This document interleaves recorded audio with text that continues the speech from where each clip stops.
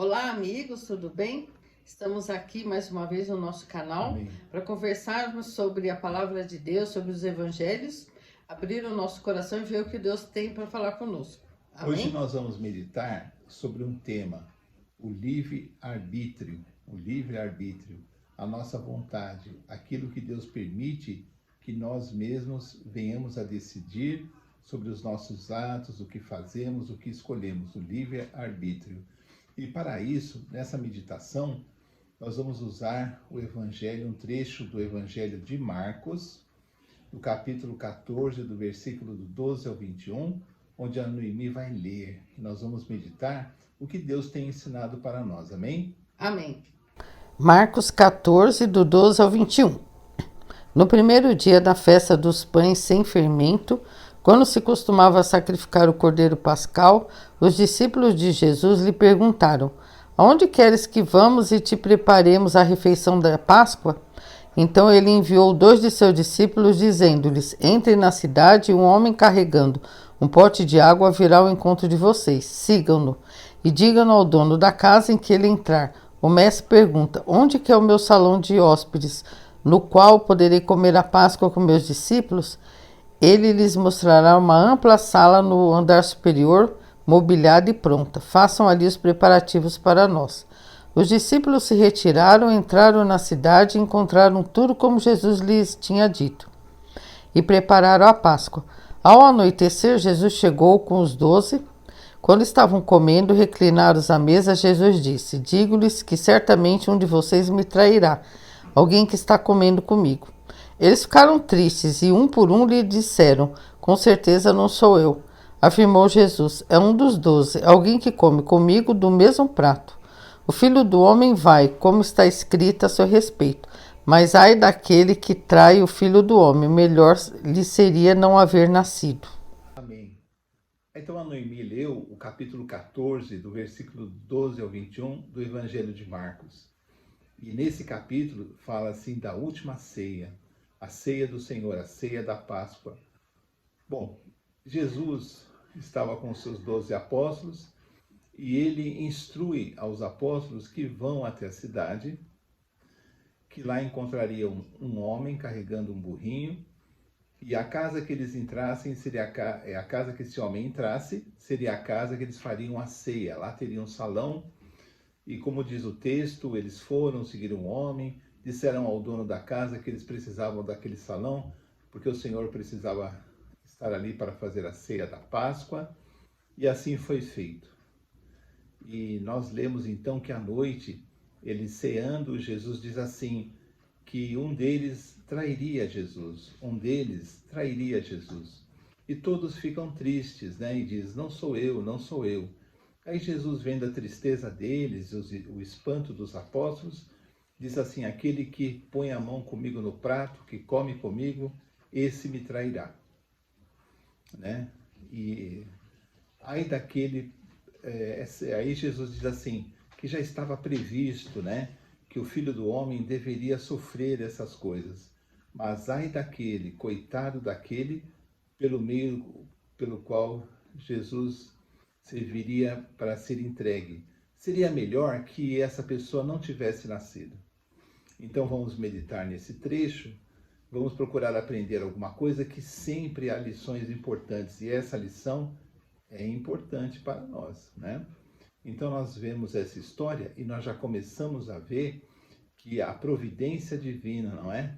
Já existia, eles estavam indo para a cidade, mas Deus já havia preparado para eles um lugar, Deus já havia preparado tudo para eles, e assim Deus faz conosco. Essa providência divina que nós devemos sempre estar confiantes em Deus. E se estamos dentro da vontade de Deus em nossas vidas, a providência divina vem. Como esse texto diz, não é? Que Jesus conseguiu aquela sala e já havia tudo sido preparado por Deus mesmo, para que a ceia acontecesse naquele salão, naquela sala. Mas aí, da noite, ele fala da traição, não é? E Judas foi o apóstolo que traiu Jesus, né? E Jesus diz assim, que ele deveria sofrer essas coisas. Estava escrito, ele deveria sofrer, existia essa profecia. Mas coitado daquele, ai daquele pelo meio do qual essas coisas deveriam acontecer. Seria melhor que ele não tivesse nascido. Olha que coisa, seria melhor que ele não existisse.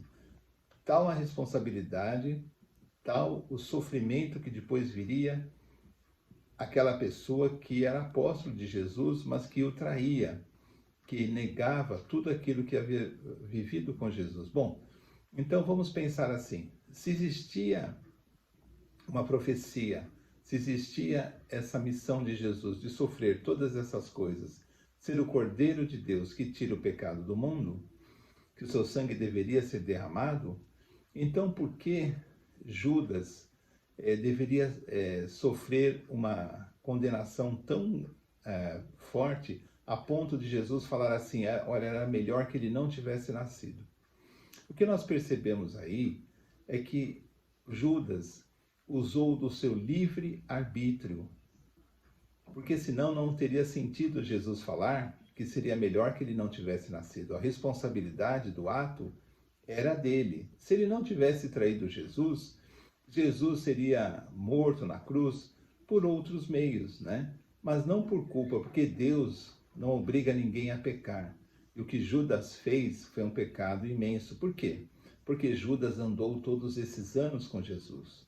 Judas não largou o seu pecado de roubo. Judas gostava de pegar as moedas que se lançavam nas bolsas de oferta, né?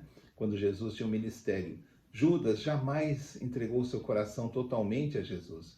Mesmo assim, ele estava lá no meio, ouvia as pregações, via as curas, todos os sinais maravilhosos, estava na companhia de Jesus, não é? Via todas as maravilhas que Jesus fazia. Aí é que o pecado dele se torna mais grave, porque ele conhece o poder de Deus. Mas, apesar disso, ele deixa que aquele mau pensamento, que aquele pensamento imundo de pôr Jesus em perigo, de trair Jesus para os sacerdotes, aquele pensamento, ele deixa que aquele pensamento, aquela ambição o domine. E ele recebe 30 moedas. Mas ele deixa que aquilo domine a ponto dele concretizar, não é? Aquele mal que havia no seu coração. Porque ele tinha o livre-arbítrio de não ter negado e feito assim, não, eu não vou trair Jesus, ficado firme, eu vi as maravilhas que Jesus fazia, eu preciso corrigir a minha vida, eu preciso da bênção de Deus e não de moeda e não de dinheiro. Se eu tiver que sofrer, eu vou sofrer, mas vou estar em paz com Deus, vou me arrepender dos meus pecados. Ele tinha esse livre-arbítrio, porque se ele não tivesse, Jesus não teria comentado que seria melhor que ele não tivesse nascido. Então, o que isso nos ensina? Como Judas, que andou com Jesus, que viu os milagres de Jesus, nós também temos visto as maravilhas de Deus em nossas vidas, nas vidas de várias pessoas, e nós temos visto a bondade e o amor de Deus expresso nos evangelhos. Nós temos essa experiência. Portanto, é muito importante nós olharmos para as nossas vidas e ver o que temos feito com a vida que Deus nos deu, porque nós temos também, como Judas, o livre-arbítrio. Nós podemos negar Jesus, negar as coisas de Deus, apesar de termos visto todas as maravilhas que Jesus tem feito. O que temos feito das nossas vidas, daquela liberdade que Deus nos deu de escolha, não é? O que temos feito? Temos dado um bom testemunho cristão? Temos pregado o amor de Deus? Temos feito a obra de Deus? Temos feito a caridade, a bondade? Procurado entender a Bíblia, as lições de Jesus? Procurado praticar essas lições das nossas vidas? Ou temos entrado em brigas, em demandas, temos falado mal dos outros, odiado alguns, qualquer coisa nós queremos também, como se fôssemos pessoas que nunca tivéssemos visto Jesus, damos valor às coisas materiais e não, a exemplo de Judas, que deu valor às 30 moedas, não é?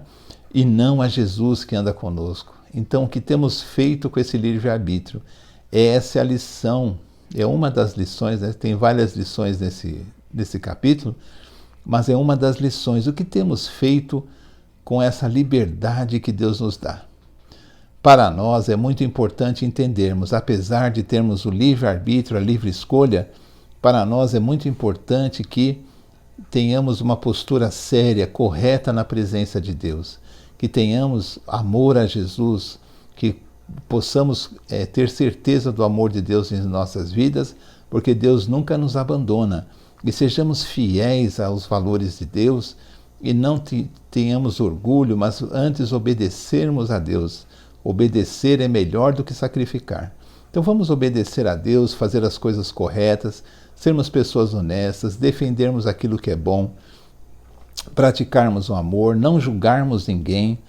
É muito importante que demos um bom testemunho cristão para que as pessoas também queiram seguir ao Jesus que nós pregamos, que nós acreditamos. Amém?